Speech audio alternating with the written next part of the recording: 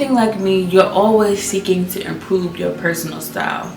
So in this video, we're going to review some of my old style goals for 2024 and show you how you can make new style goals in 2025 to improve your personal style.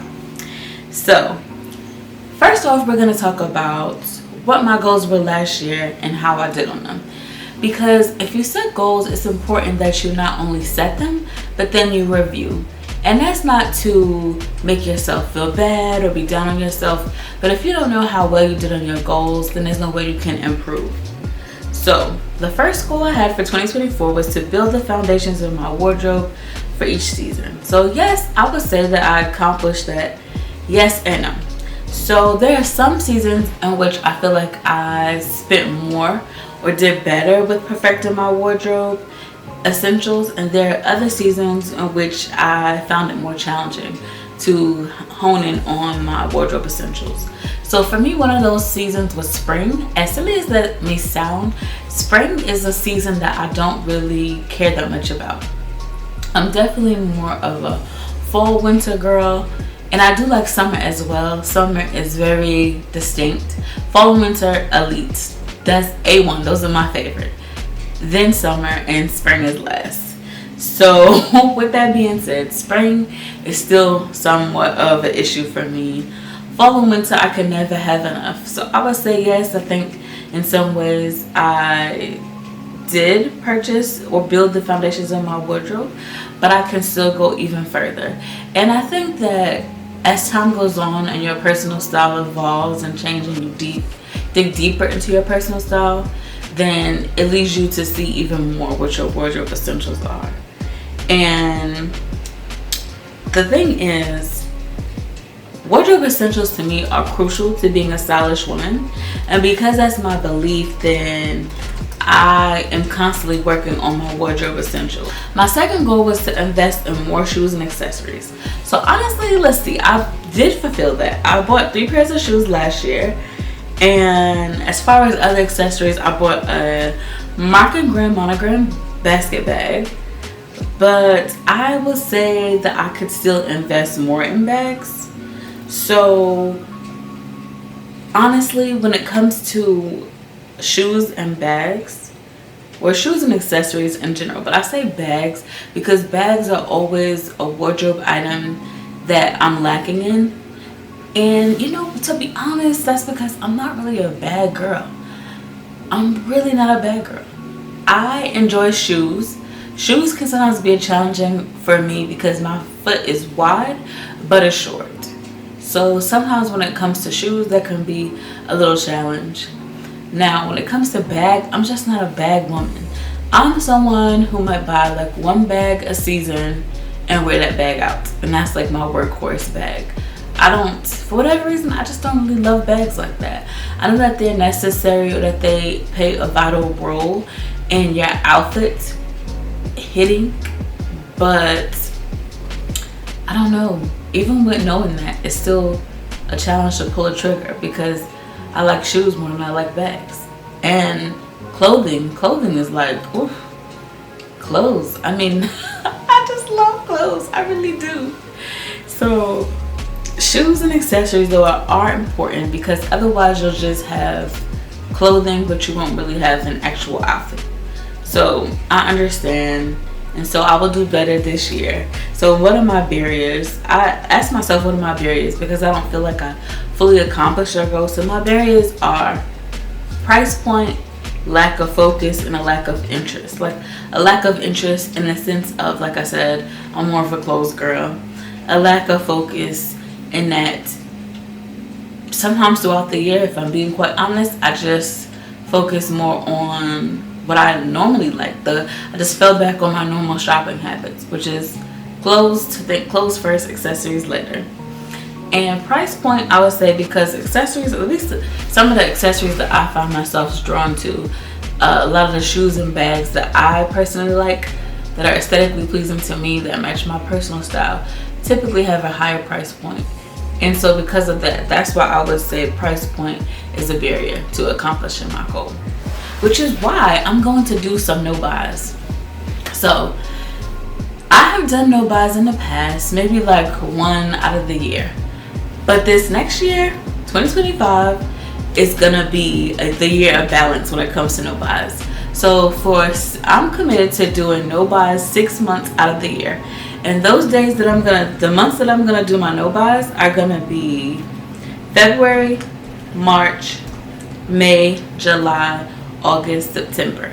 So February, March, May, July, August, and September. Those are the 6 months out of the year that I'm gonna have a no buy.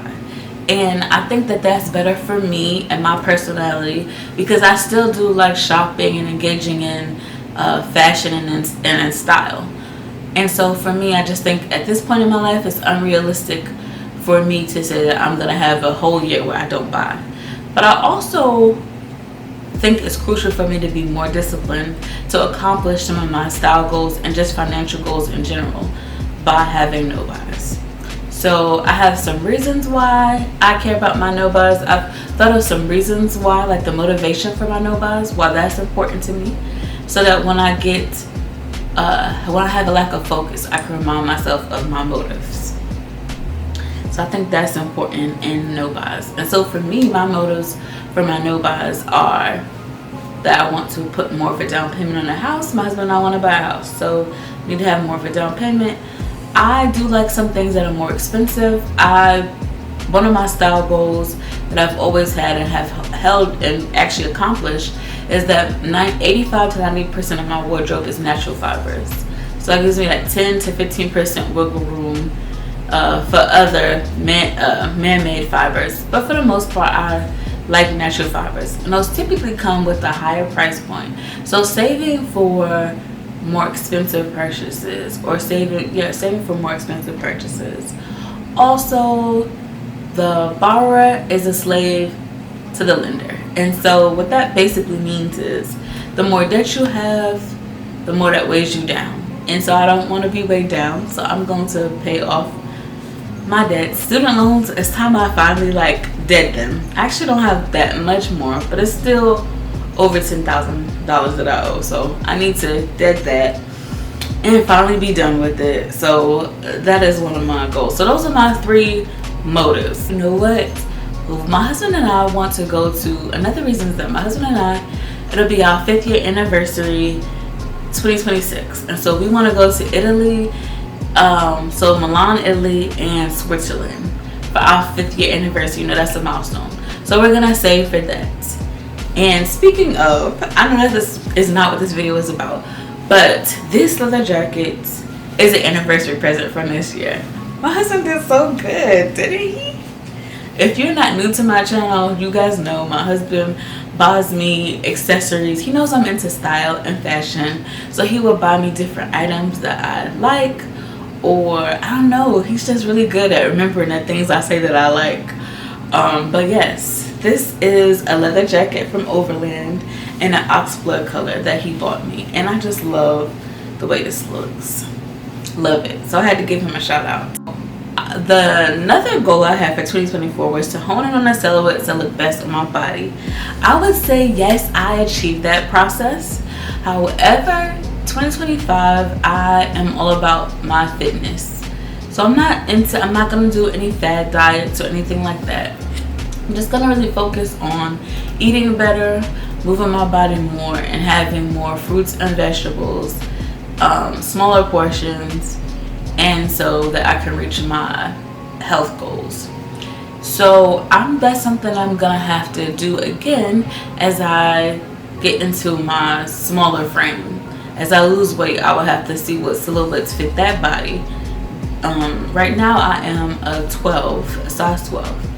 So as I get smaller, we'll see what silhouettes I prefer in my body. And this is something that I think should be done whenever you have a shift in your size or just the composition of your body, because the silhouettes that you like before for different items may be different. Like maybe before you didn't like a certain type of, maybe you didn't like a crew neck because you didn't like your way your breasts look, but now maybe they're smaller because you lost some weight, and so now you like a crew neck.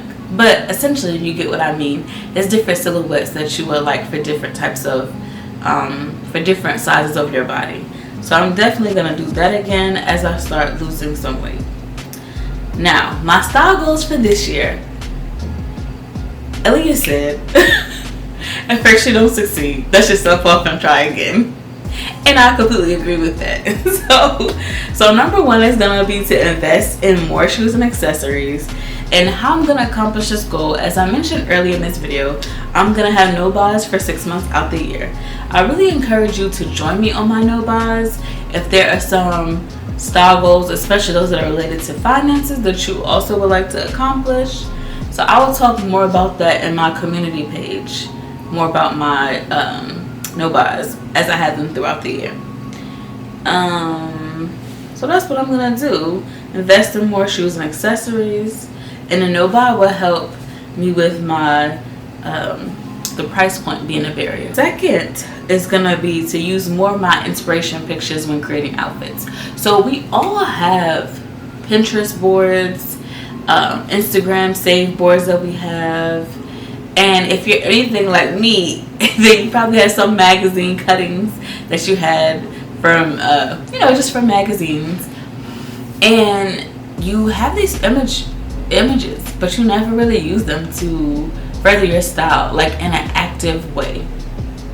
And maybe you passively look at them, like, oh yeah, I like this. But you don't analyze why you like it, and you don't try to incorporate the same style strategies when you're creating outfits. So that's what I'm gonna be intentional about this year. Not just accumulating inspiration pictures, but really looking at them, what I like about them, and incorporating them into my wardrobe.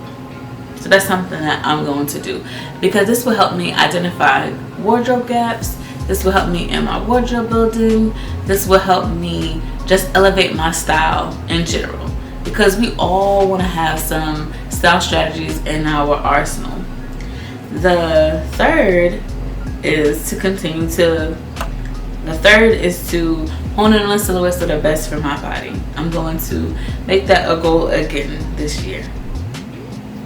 So those are my 3 goals for the year, style goals. And I implore you to create your own style goals as well, because it's important to have style goals if you want to improve your personal style. It's not something that's going to get improved passively, so we have to be active.